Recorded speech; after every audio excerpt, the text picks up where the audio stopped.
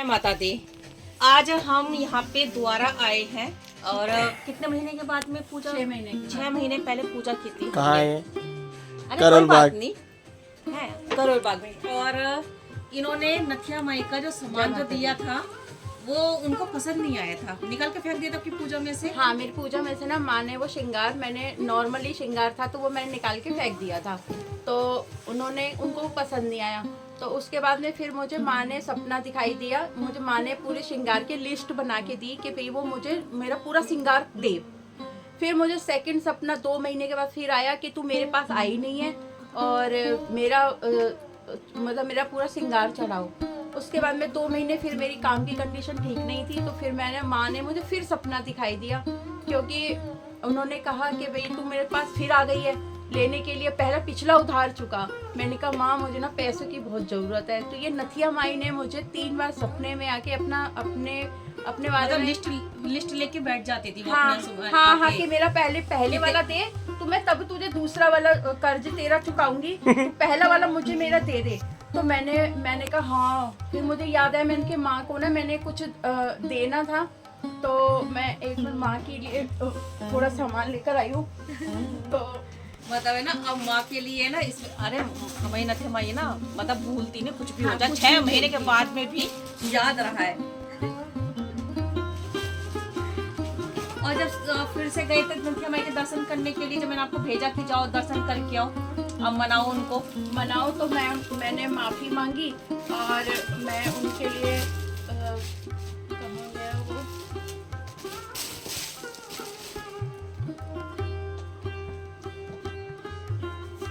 फिर मैंने नथिया माई से ना प्रॉमिस किया था कि मेरा काम बनाएंगी तो मैं उनको ये चांदी के ये पहनाऊंगी मैया के पैरों में। तो आज मेरी ये मनोकामना, मेरे घर पे ना तंत्र मंत्र किया गया था और मैया ने मेरा तंत्र मंत्र काट दिया और माँ ने ये मेरी मनोकामनाएं पूरी की है। तो ये मैं माँ के चरणों में ना भेंट दे रही हूँ।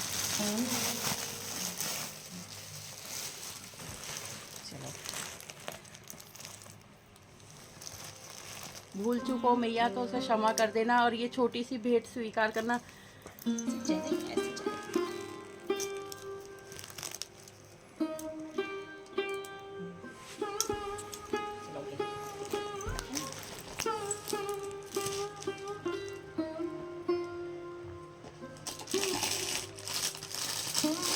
माँ में इतनी शक्ति है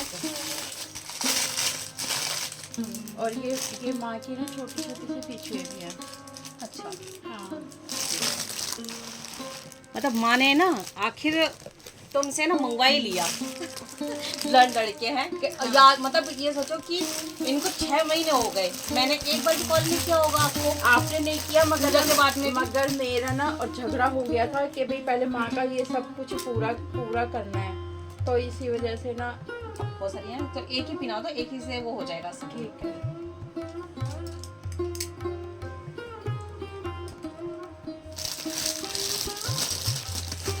ये मैया की वो राजस्थानी वाली बेस है और ये मेरी वो शमशान काली मैया के लिए मैं ये साड़ी लेकर आई हूँ। और ये गुरुजी का पजामा है। गुरुजी का पजामा? हाँ, गुरुजी के लिए पजामा ले आई थी। और ये ना मेरी माता रानी का श्रृंगार है और मैंने गलती हो गई मेरे से और क्षमा कर देना। और ये तुम्हारी मेहंदी, ये तुम्हारा सीरम, ये फेस वॉश है और ये तुम्हारा फेस वॉश ये है, ये मॉइस्चराइजर और ये लिपस्टिक है भैया, ये स्वीकार, ये फेशियल किट फेशियल करना, नेल पेंट। और ये अब तो माँ खुश हो गई अच्छे से। हाँ,